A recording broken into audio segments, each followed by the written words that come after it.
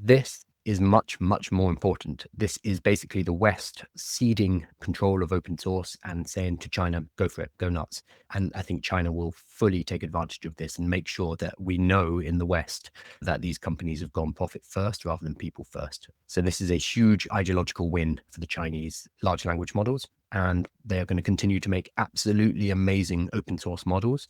And they're the only game in town if you want to deploy a local large language model. We have more AI news because of course we do. We have AI news every single day. And so I'm here every morning, basically go through the latest news of the day to help you divide noise from the actual signal and to give my opinions on what I think is going on, because frankly, it's overwhelming. There's just so much happening in the world of AI that I'm hoping that these shows and these videos can help to cut through some of that and help us focus on what actually matters and what doesn't.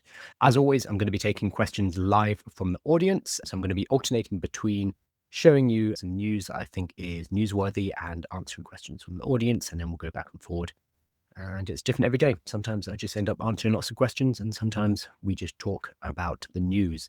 But let's jump straight into it. This first one's a bit amorphous. But basically, I wanted to talk about open source models. So you've probably heard open source, closed source, and maybe you know what that is. Maybe that hasn't really been something that's been on your radar.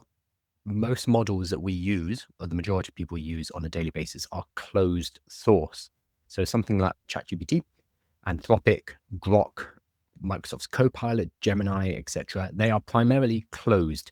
What this means is we in the public do not have the ability to download that model, including its weights and how it's been built. We do not have the ability to get that model ourselves, install it on our own computer or on a server, and then work with it offline. An open source model, on the other hand, is a model where the publisher, the creator, has decided, no, we're going to give people the ability to build upon our model. We're going to give them our model as a foundation. We're going to give them the weights. So we're going to give them the actual information that makes up this model.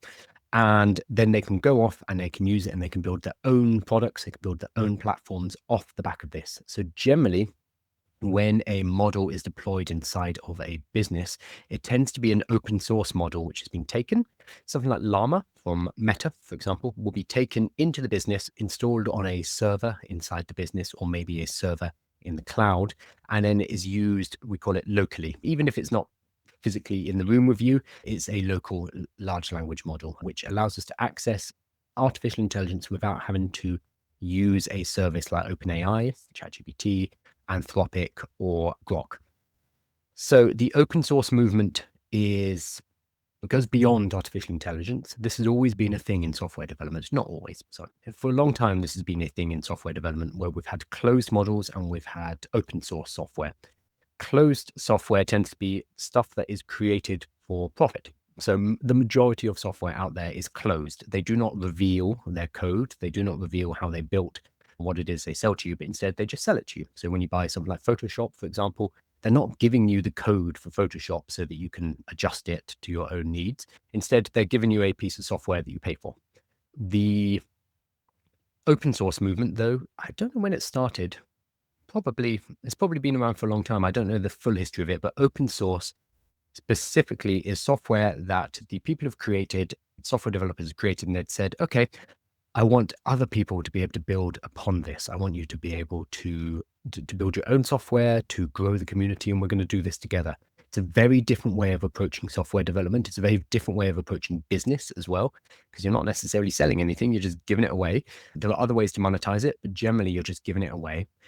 And what we're seeing in the world of artificial intelligence, and if you're on one of my streams, what you're seeing on the screen behind me is the difference between how the Chinese and the Western, primarily American labs are dealing with open source versus closed source.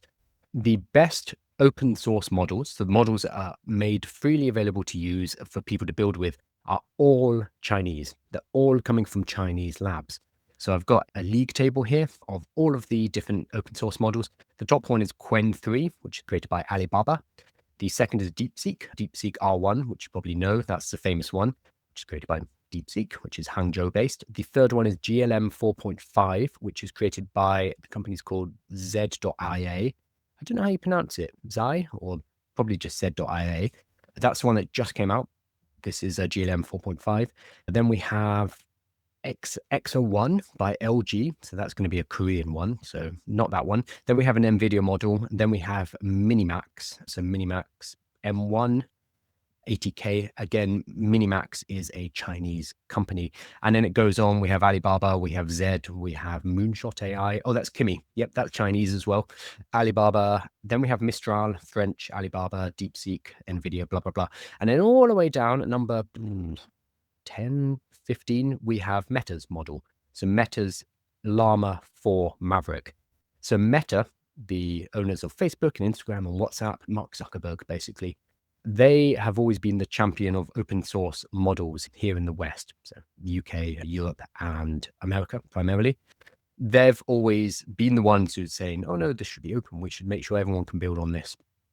That was primarily, it seems, a marketing move against OpenAI, because OpenAI famously are not open. ChatGPT is not an open model. It's not an open source model. So their name is like, that's not sure about that, Sam.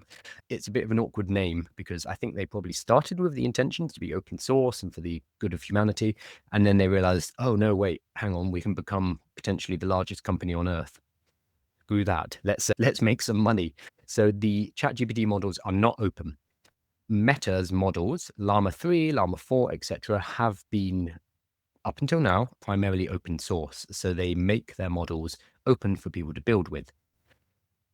They had an earnings call, Meta had an earnings call 2 days ago, and Mark Zuckerberg has been doing the rounds talking about his new superintelligence lab, and he has changed his tune. So he has started to talk about the fact that these models are getting so good nowadays that maybe we shouldn't make them open source. Maybe we shouldn't just release them out to the public because it's dangerous. Instead, we should keep them inside Meta where it's nice and safe and we can look after the future of artificial intelligence. So it seems like Mark Zuckerberg is going in a similar route where for a while he used open source versus closed source to jab at OpenAI. Elon Musk did this as well with XAI. It was a way to, I imagine, annoy Sam Altman, but also to devalue OpenAI in the eyes of the software development community, in the eyes of the public as well. It's a way to say ChatGPTs, they're all for profit, they're not for the people, but we're making open source models.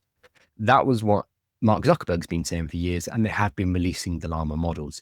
As you can see from this league table, though, the Chinese make much better open source models, much better. Llama is sitting here at number 10, 15 in the league table, and everything above it is all Chinese models, apart from that one Korean model and one Mistral French model. It looks like Mark Zuckerberg he's dropping the mask. He's not even bothering to pretend to be the good guy anymore, and he's preparing the way to drop their open source commitments. So he's already started to say in these super intelligence announcements, oh, these are too powerful. There's no way we should allow these to be open source because people are going to be able to do dangerous things for it. So we're going to potentially keep it closed. It's just the first thing he said. That's the first announcement, but I'm sure that this is leading the way for them to lock down all of their models. What this means is that the open source community, the open source movement goes entirely to China. So previously Meta, people were building open source models and they were using Meta because Meta and their Llama model was more trusted than the Chinese models in the West. I'm talking about in America. There's always been this distrust of using a Chinese model because of potential intelligence risks, let's put it that way. That is no longer an option. If you want to develop and deploy a local large language model, a local AI based on open source, it's going to have to be a Chinese model unless somebody steps up and provides a new model. But as we've seen, that is really hard to do. There are very few companies, organizations that are large enough to build these models because it now costs billions to train a model. So the open source community has been ceded entirely to China. So you might be wondering, like, why are the Chinese giving away their models for free? What's the play here? So I have my own opinions on this, but I found a really good article that I think you should all go and have a look at, which is on Medium, and it's from the Data Science Collective, and it's called Why Chinese Companies Are Open Sourcing Their LLMs and What It Means. So pretty direct. This is from March 2025, and it's by Shaylee Dash, who is a AI researcher, writer, and teacher, passionate about making AI accessible to everyone. So go and follow her. Go and check out her article. But I just wanted to give a quick rundown. So this article also runs through what is open source and what are the main Chinese players. So we have DeepSeek, we have Quen, we have, I don't know what the tones are on these, and we have Baichuan. I do speak Chinese, so I should probably actually find out how to say these properly. And the author, Shaylee, has gone into some details about why she thinks they're going open source. So there's a couple of things here. First one here is global brand building and soft power. So if you've been paying attention to the news, you know that China isn't building an empire through force. That's a very old-fashioned way to exert control. Instead, they use soft power. So they're over in places in Africa, building roads, building schools, and at the same time, getting access to mining rights. It's a deal that they cut. They're building the, new Silk Road, I've totally forgotten the name of it. Belt and Road. Okay, that's a terrible name. Belt and Road Initiative. So they started in 2013. They're investing in more than 150 countries, and they're basically rebuilding the Silk Road and connecting up through Central Asia to Europe. They're doing all of these things in the background very cleverly, spending a huge amount of money and building ties with countries that the West has either ignored or been actively terrible to over the last couple of 100 years. So China are moving in saying, hey, we're going to build your infrastructure, we're going to build your schools, we're going to build your train networks, etc., etc. Very smart, very smart. So this could be an extension of that soft power where they're saying, hey, AI is the future. And the Chinese government has said this, and I'll talk about that in a moment. They're saying AI is the future. We need to make sure everyone has access to this. So we are putting our open source models out there. We are not like those companies in America who are profit first, who are driven by megalomaniacal billionaires. Instead, we want to make sure everyone has access to these models. Smart move. So in this article, it says, this plays well internationally, especially amongst developers in Asia, Africa, and Latin America who seek alternatives to the US and other Western platforms. This is China's soft power at work, not via ideology, but through open code. 100%. It's a smart play. The next one is data and ecosystem feedback. So by open sourcing your models, you get more users using your model, funnily enough, because it's free. That allows you to get more feedback from those developers. This doesn't mean that you are like tapped into their code. You can't see what they're doing on their local servers. But when people develop with your model, they're going to be coming back and forward between you, and they're going to be coming back to you saying, oh, I think the model could be made better if we do this. And oh, how can we work out these rough edges, etc. By having this ecosystem of people who are developing with your open source software, it becomes a conversation which allows you to make your software better. Whereas when you do it closed source, you build everything in secret and then you release it. So GPT-5, for example, which should be out in the next couple of weeks, is built in private, in stealth mode, in skunkworks. It's like hidden, locked down, nobody's allowed to see it, and then you release it out into the wild. With open source, you can release it and then you have a two-way conversation with the people who are developing using your open source, and that allows you to do it better. So this is one of the reasons why open source as a whole is useful in software, and this fully extends to these large language models. The third one, developer lock-in and platform play. So this is basically making your model available so that it becomes the standard. So in the same way that Android has become the standard for non-iOS mobile systems, that was a Google play. So Google created the Android operating system and got it out there into the world. Did they make much money from Android itself? No. But that allows them to do things like install Chrome as a default browser. It comes as a default browser in Android. It allows them to have access to the telemetric data, etc. It's by putting your platform out there, other people are going to build on it, other people are going to use it to create, and that allows you to unlock a huge amount of value. So you put out your platform for free, and then you can build businesses off the back of it. So Google did it with Android, and the Chinese will do it with their large language models, make them become a global standard for developing with. And then there are other ways to monetize further down the line. So if people are building apps with Quen or DeepSeek and creating agents and plugins optimized for the AIs, relying on the inference endpoints, then it becomes easier to monetize premium services, enterprise support, which is what ChatGPT are doing, funnily enough, and cloud integrations later. So a lot of these companies like Tencent and Alibaba run cloud companies as well. In the same way that Amazon, AWS, is one of the largest cloud providers, there are versions in China who will become the default. If you are building using Alibaba's models, then you're probably gonna easily host on Alibaba's cloud servers as well. It just makes sense to put it out there for free, bring in more customers. So here's the question: where's the money coming from? So this is the same in the West. A lot of stuff is given away for free and it is backed by VCs. The big difference in China is that a lot of the large tech companies have a stake in them, which is from the government. So the government will own a portion of each of the big companies. So Alibaba, Tencent, Baidu, I'm trying to think of the other ones. They're probably the big three software companies. The government has an ownership stake in there. So they are more able or more willing to also pump money into it as well. And there's also just a huge amount of money in the ecosystem as a whole. The same in the West, in Silicon Valley, a lot of money is being thrown at AI. In China, though, so when did we have it? So last week, Trump put out his AI action plan. So he finally said, yes, we're fully behind artificial intelligence. This is where we want to go. In the UK, what's it? They just put out a regulation plan. I've forgotten the name of it, but some kind of alignment plan. So in the UK and the EU, we're putting out a proclamation saying we need to regulate this. We need this to slow down. It's fine. This is a decision they've made. In America, Trump has just put out his plan saying we need to go, we need to deregulate, we need to win this race. That was last week. So 2025, July 2021. So what's this?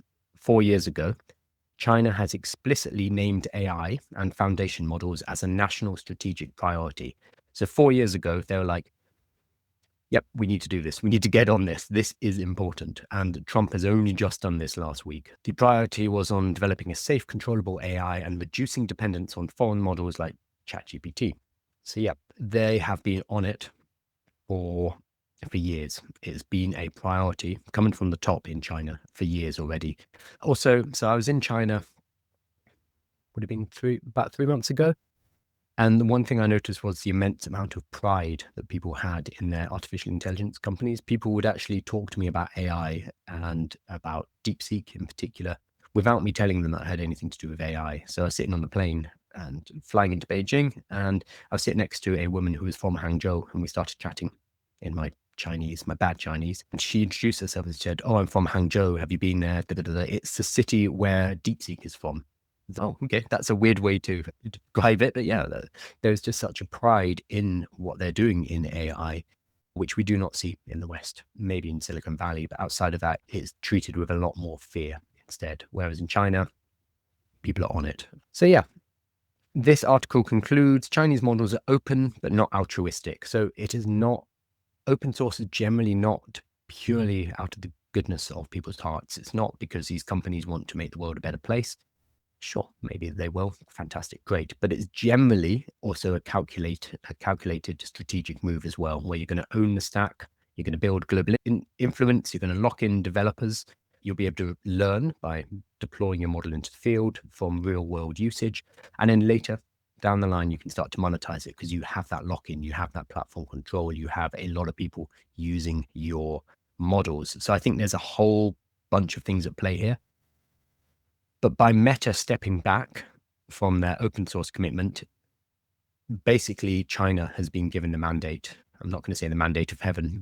We need a new version of the mandate of heaven for the mandate of AI has been given to China to basically run the open source movement because the West and America has stepped out of it entirely, which is, I think, important. We talk every day about lots of little things that are going on in artificial intelligence. Oh, there's a new model, there's a new video tool, there's a new whatever.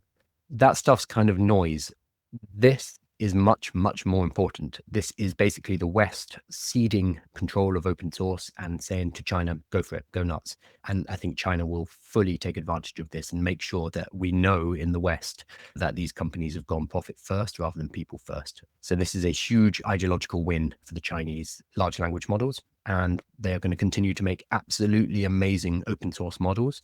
And they're the only game in town if you want to deploy a local large language model. So I think this is one of those big shifts that at the time might not seem important, but when we look back in 6 months, we'll be like, Oh, I see what happened here. So that's why I wanted to cover it in some detail. I'm going to hop over to questions now. Nat says, "Are you real? I doubt it." Again, if I could produce an AI avatar that was this sloppy and authentic, I probably would. But the problem is with the AI avatars is they're too polished at the moment. Yeah, yes, I am real and I am doing it live. That's why I'm doing these lives, because it's very easy to do produced videos which look extremely authentic using artificial intelligence. Doing lives is a level of human connection, a level of, I'm not going to say effort, but it's, yeah, it's a level of intimacy that doesn't really come across when you have artificial intelligence. Not yet. So we don't have models that can be as, I'm saying this in a good way, as sloppy as me, as human as me on camera live like this. So you get all of the ums, you get all of the ers, you get me making mistakes on the computer. I nearly touched my main monitor because I needed to change something, forgetting that only my phone is touchscreen. You get my weird mouth noises, you get the drill outside, you get all of these things that you don't get with artificial intelligence, and that does lead to an actual connection. So yes, I am real for now. Maybe if there is actually, no, I'm fine doing lives like this. I'm fine doing my videos myself and speaking on stage, giving workshops, because I think that's going to be more valuable moving forward as we move away. I've talked about that at extent before. Daniel says, "Kyle, we're here for the board games. Tell me more, bro." You can't actually see the board game. The main board games are here. Yeah, primarily here. So I run a board game meetup in London because I am that cool. I've got like 2,000 members. It's on Meetup. They don't all come at the same time. Thank God. That'd be terrible. The most we ever had was, I think, we had 200 around a charity event where we raised money for charity. People came along, played board games, and donated. And we did that one for Mind, the mental health charity. And I think we raised about £3,000 that day, which was amazing because everyone chipped in a tenner, 15 quid, and we made a lot of money. Generally, I do have a board game meetup and I have a lot of board games here, but not 200 people at a time because that would be absolutely terrible. Do you think companies CISO will pass China open source? Remind me of what CISO is. Oh, Chief Information Security Officer. No, no, they will not. So this is the main problem with the Chinese models right now, is there is a lot of anti-Chinese sentiment, especially in America. A lot of fear, a lot of racism, basically, and these models get wrapped up in that, unfortunately. However, that said, and this is not me putting my tinfoil hat on, again, I've lived in China, I speak Chinese, I'm technically 2.4% Chinese. My great-grandfather was John Ho-Chi, so he was Chinese, so technically I'm a tiny bit Chinese, which I make sure to tell everyone using my Mandarin any chance I get. The Chinese intelligence service is very powerful. So all these things about putting micro receivers in antennas and stuff like Huawei, there's always going to be a grain of truth. It's going to be overblown by the fear and the racism, but yeah, there's definitely shenanigans going on as well. So there are going to be good and there's going to be bad reasons for not using these models. The thing is about open source models, and when you deploy them locally, you can set them up so there's no connection back to the original company. That's why we do them locally, so we can run it privately, so that we can run it without connection to OpenAI, for example. This is why a lot of people are deploying local models, say in legal firms, because they don't want information going back to OpenAI. With a local model, it shouldn't really matter. You download the model, you download the weights, and you deploy it on your own server, and you're not sending that information back to the parent company. So it doesn't matter. However, I don't think most companies will even consider it. They'll just hear, oh, China, and be like, no, we're not going to use that. We'll lose all our secrets and all of our data, which is probably overblown. But at the same time, there will be some shenanigans. And again, I'm not saying this as an anti-Chinese conspiracy theorist. I love China. I was just there on holiday. I used to live in Beijing for a couple of years. So I'm about as neutral as they come on these kind of things. So there are good things and there are bad things on both sides. And there will be intelligent shenanigans, absolutely. But at the same time, these are really good models and you can deploy them locally. Okay. But yeah, in answer to your question, no, they're not going to pass them because they're Chinese primarily. And people trust companies like Meta more than they do the Chinese government, which I think is not an obvious choice, but people they'll go with the enemy they know. We will switch back to print media in order to know what's real. I don't really think so. I was actually going to buy the Economist yesterday. So there's a special issue of the Economist. I think it's the summer issue. It must be, but it on the front it said the economies of superintelligence. I was like, oh wow, yeah, that sounds really valuable for me. I'm going to learn about the economies of artificial intelligence and artificial superintelligence in particular. That copy of the Economist was £10.99. That's about $15 roughly for a magazine. Not even a magazine; it's cheap paper. But £10.99 for a print publication. And I've got the money, I guess, but that was just like, what are you talking about? That is a mad amount of money. So I'm actually probably going to go to the local library and read it just because I want to read that one article. I think print media has a place. It is an increasingly small place.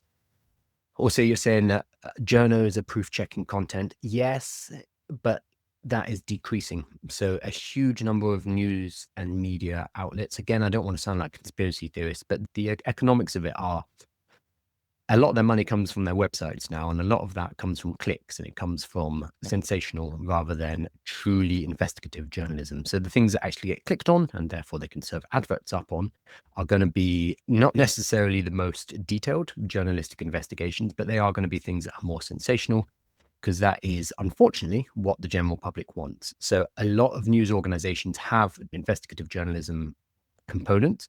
That is a very small, important, but very small component of what they actually do. They are media companies. They are in the business of selling advertising. That's always what they've been. Adverts have been the mainstay of their revenue streams rather than subscriptions and rather than purchases. But that has become even more pronounced in the last 20 years since the internet has come around. It's about advertising. It's about media sales. So I think it's going to be tricky to come back from that. I agree. We need journalism. So we need critical thinking. We need appraisals of what's true and what's not. And journalists can provide that. I just don't think that humanity as a whole will be going back to print media. I think that ship has sailed. Unfortunately, there's just too much information. The economics aren't going to work, especially printing paper and then selling it for £10.99, which is psychotic. So I think we're going to stay online, but we are going to need new systems for verifying what is true, because for hundreds of years now, anyone could fake a document, text. For 100 years, maybe less, people could fake photos. They've been faking them for a long time, but very efficiently for the last, 30 years or so. And now we can fake video. And we can also fake live calls. Again, I am real, although I would say that as an avatar, I'm sure. What we can no longer trust what we see. So there is going to be a need for some kind of verification process. I don't know what that's going to be, but there will be something. I don't think it's going to be print media, though. Cool. That's actually a lovely segue. So going into the next story, which is about print media. Where is it? This one. Just put it up on the screen. This is an article in the Wall Street Journal, so a print media website now, talking about Amazon. Amazon are going to pay the New York Times $20 million a year in their AI deal. So this is an interesting one because the New York Times are currently suing OpenAI, but Amazon have cut a deal with them. And I think this is the first company to secure a deal with the New York Times. The New York Times has been a holdout in terms of AI training, because they've been extremely against it for good reasons. This is an existential threat to journalists, but this is the first deal that has been cut with them. So what this means is Amazon are going to use the New York Times content to train artificial intelligences. Specifically, this will probably be for Claude. So Amazon own a large stake in Anthropic. Anthropic create Claude. They'll also be using this for their Alexa as well. Now, Alexa is AI. It's just it's natural language processing AI rather than generative AI. It's a different form of AI, but they're starting to bring them together. All they need to do is basically shunt Claude into the Alexa and call it a day. But for some reason, they haven't done that yet. I'm sure they're working on it. So Amazon's deal to license a broad range of New York Times content comes with a meaty payday for the publisher, $20 million to $25 million a year. Now, the revenues of the New York Times, I think, are $2 billion a year. Let's check. New York Times revenue. Okay, $2.5 billion a year revenue with an operating income of $335 million. Okay, so they have a 10%, slightly more than 10% margin. What's that, 15% margin? I'm not going to do the maths here.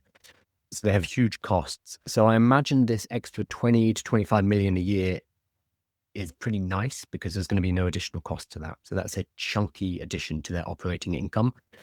Yeah, because there'll be no cost. That'll be pretty much pure profit for that deal.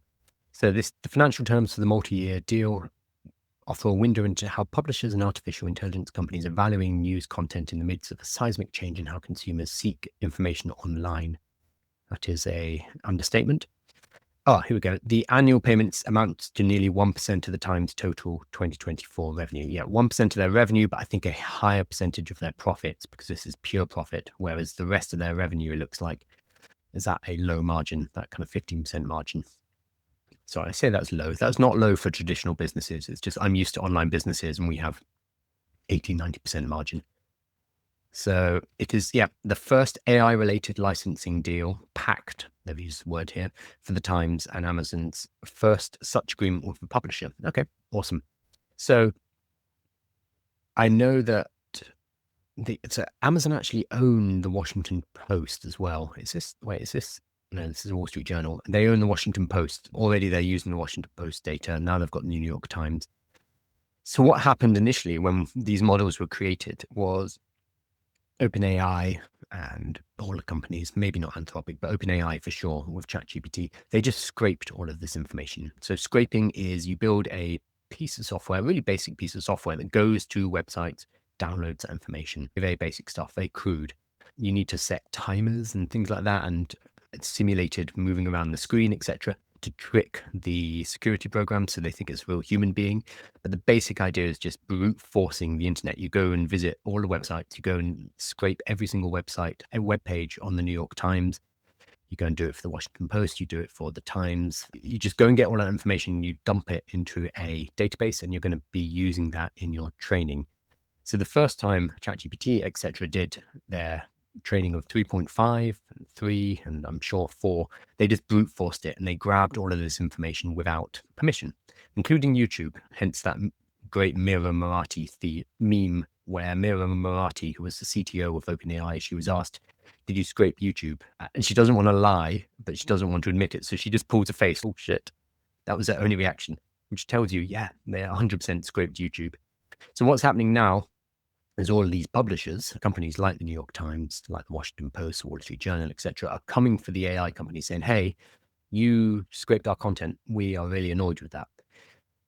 So if you want to be generous, they're doing this because they want to protect the integrity of their information. They want to protect the integrity of journalism, and they think it's unfair, and they're protecting their intellectual property. Fine. If you want to be a bit more cynical, they're looking for a payday. And that is basically what is happening. Deals are being cut with each of these publishers, including places like Reddit. So Reddit was scraped en masse, and then Reddit cut deals with all of the AI companies. So what the AI companies are doing is basically they're not asking for permission, they're begging for forgiveness and then handing over millions of dollars. So they go ahead and do it. Once it's done, the publishers come to them and say, oi, what did you do? You stole our information. And the AI companies be like, oh, yeah, yes, we did. Here, do you want $10 million? Do you want $20 million? Let's cut a deal. And that is what's happening with each of the publishers one at a time. This is the first time the New York Times has acquiesced to a deal like this. I imagine there will be multiple. So they will now cut a deal with OpenAI. They'll cut, not OpenAI because they're currently suing them, but they'll probably cut deals with the other artificial intelligence companies. With OpenAI, they're probably aiming for an even larger payout via their lawsuit. So this is just the economics of it. First, the AI companies steal. Then if the person they stole from is big enough to kick up a fuss and to take them to court and to do some damage, then OpenAI will basically pay them off and set up a deal like this. Sorry, not just OpenAI, all of the AI companies. So it's a bit of a racket, but that is the economic reality of what's going on right now. Hey, Davey, good morning. No says, can you upload your lives on YouTube, please? Yes, I do. So all of the lives are available on YouTube, as well as a cleaned up version of the live as well. YouTube's going to be the best place to find most of it, plus the free newsletter, which is in the bio as well. So hopefully that's enough. Because yeah, we are basically running a media company, and it is a lot of work, but it's working. Let me check. I want to check because this has become my obsession, like my YouTube growth. So we are now at, drum roll, 2,684 subscribers. So we just hit 2,500 last week. No, sorry, at the beginning of this week. So we've added another nearly 200 in the last few days. So it's slow. It's very slow compared to TikTok and Instagram, etc., but it is speeding up. And I really like YouTube as well, because if any of you are content creators, YouTube is very hard to get started on. But when you start to have a lot of content in place, there's a long tail to it. So I have videos I put up 4 weeks ago, which are still chugging along. Whereas on TikTok, you put up a video, boom, it's get seen by however many people, 10,000 people, and then boom, it dies. There's very little long tail on it. YouTube is much more about building up a large library content. If you are interested in YouTube, it's something I will, once I get hang of it myself, once I hit 10,000 subscribers or 100,000, I will put together a guide showing you how to do this. That will be in the newsletter. Again, that's free. There are changes happening to the newsletter, which I'll be talking about in the next couple of weeks, but the idea is to help you use AI to build businesses, grow businesses, also using content, using methods like this, like YouTube, in order to grow your business. Watch out for that in the newsletter. So hopefully that's helpful. Everything is available on YouTube. Definitely follow me on YouTube. That's really helpful for me. Mankut is saying, how do you add the word text behind you? This thing, the thing that is right behind my head, you can do that in TikTok. So anyone who's watching me on the other streams won't know what that comment is about. But on TikTok, I've got simultaneously live streaming there. You can put this behind you, and it's pretty cool. And I look mad on all of my other streams right now because I'm ducking my head back and forward. Jack is saying, shorts are key to subscribers. I got 10,000 subs from a 2 million view short. Wow. Okay. I haven't had that yet. So I've had that happen to me on TikTok. Bizarrely, so I set myself a goal of putting out 3 videos a day on TikTok. This was about a year ago. Just talking heads, just talking to the camera, blah, blah, blah, blah, blah. And because I knew that I could only control the output, I couldn't control the algorithm, I couldn't control what people wanted to watch, but I could control how much I put out. And I'm very much a believer in quality comes from quantity. So if you continue to do something, you will get better at it. So I basically put out 3 videos a day. And there was one video where you can probably find it. I think it's got 3.5 million or 4 million views on TikTok, something like that. But you can see I'm wearing my coat. And the reason is I was on the way out. I was going to the pub to go and meet my friends. And I was like, oh, I need to shoot my last video. And I just sat down, shot this video and left. And then my phone, a couple of hours later, had blown up. And I went back and it had 500,000 views. What the hell's going on? And then over the weekend, it just went 1 million, 2 million, 3 million, etc. And that was the video that shot me to, I think, 40,000 followers or something on TikTok. And you never know when that's going to happen. So I've talked to many other creators who are on TikTok and Instagram, and they've all said the same thing. The video that kind of propelled them and took them to that next level, they had no idea it would be that one. They were always surprised that it was that particular video, because it was generally something that was rushed or they didn't think much of it. And then suddenly it shot off. So the only thing you can do is continue to continuously put content out. And then eventually the algorithm gods will say, oh, yes, we like your stuff. Boom, up you go. But yeah, it's a slog. It is a slog. And that's a good job. Where did you get 10K subs, Jack? Was that on TikTok or YouTube? Because YouTube for me is an utter slog, but I'm working on it. Tekaroy says, good morning. I've really got to start doing content. Yeah, content is really powerful. I think it's going to become more powerful moving forward, because it's becoming easier and easier to build using vibe coding tools. Like yesterday, I vibe coded up 2 interactive lead magnets, one that helps you work out what business you should start in the world of AI. It's quite a cool tool, actually. I'll release it in a few days. And another one that helps you work out how to start delivering your first workshops. So AI workshops, and it asks you about your experience levels and how you like to teach, etc. And then guides you through and helps you work out how much money you can make. So I vibe coded these up. I created a new homepage. I created a new place to host my 80 or 90 plus playbooks. So it's about 500,000 words of content, and it was all vibe coded and took me 4 or 5 hours. It's something I could have done in Webflow or WordPress, or technically I could have done it by hand, although I haven't done that for years, but I was able to do it in Lovable for think it must have cost me $30 in credits, and it took me a few hours. So because building is becoming so easy, I think distribution is going to be the key now. So someone like Levels.io, Peter Levels over on Twitter, is an example of this. He vibe coded a little fun little flight simulator, and he did it for fun initially, but because he has an audience of millions or however many, hundreds of thousands or millions, he was able to document what he was building, and people start to show an interest and say, oh, can you add multiplayer? Can you add the ability to shoot each other down, etc.? And it just snowballed because he has an audience first and foremost. So when you have an audience, when you have distribution, anything that you do just has that leverage. It could be accelerated. And people showed an interest in his funny little project. And eventually he sold adverts you could buy sky banners and banners at the airport. And I think he made, let me find it because it's worth looking up. Levels.io flight simulator. I think he made 100,000 or so. Oh, okay. No, he was making $87,000 a month. Okay. Okay, he's making $1 million a year on his funny little flight simulator. Okay, here's the tweet. Let me put it up on screen. This is the power of having an audience. So fly.peter.com has now gone from 0 to $1 million annual recurring revenue in 17 days. Revenue update, 87,000 monthly recurring revenue. My first project ever to go up this fast. So he was selling adverts, basically. So 320,000 people have now thrown in the game. Whether the MRR, monthly recurring revenue, is truly sustainable for a year, we can only guess. Probably not. But they are subscriptions and they do renew. So as long as the game keeps improving, maybe it will happen. And then he goes on to talk about he got hacked by UFO invaders. Okay, since I kept getting hacked by UFO invaders, I decided to sell the UFOs. And coincidentally, Basecamp wanted a UFO as the origin of 37 signals comes from the 37 radio signals detected from space to detect extraterrestrial life. I did not know that. So he got Basecamp to sponsor him based on the fact that he got some people hacking and griefing his games. So again, when you have an audience, weird things like this can happen. And this is, sorry. And I have one new sponsor that sells Ozempic. So got the text on the blimp, are you as big as a blimp? Lose weight at the website. Sorry, I'm getting distracted. When you have an audience, you can do things like this. This is how I launched the AI workshop kit, for example. So we have done 4 cohorts, probably about $500,000 from the AI workshop kit.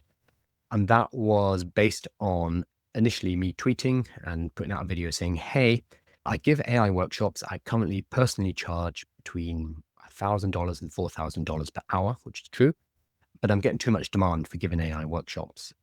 What I'm thinking of doing is licensing out my material to people who can go and give my workshops for me, and they can go and get paid $1,000, $2,000 per hour.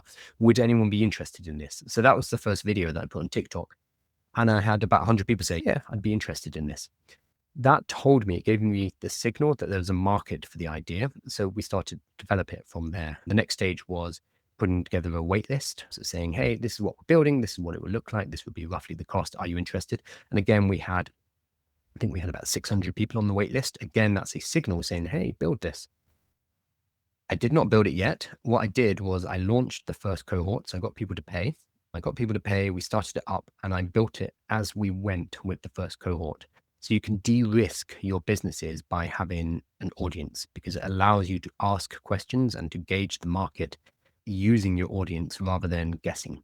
Because if you don't have an audience, you're either spending money on adverts, or you have to partner with somebody who does have an audience and then you split the revenue with them, or you just hope for the best, which doesn't work. And if you go to one of the AI kind of tool directories or even product hunts, you'll see most of the products there, they just die. They cannot exist because the creators of these products have not worked out their distribution. They have not worked out their marketing. So I believe that distribution and marketing is going to be even more important moving forward because it's becoming so easy to build stuff.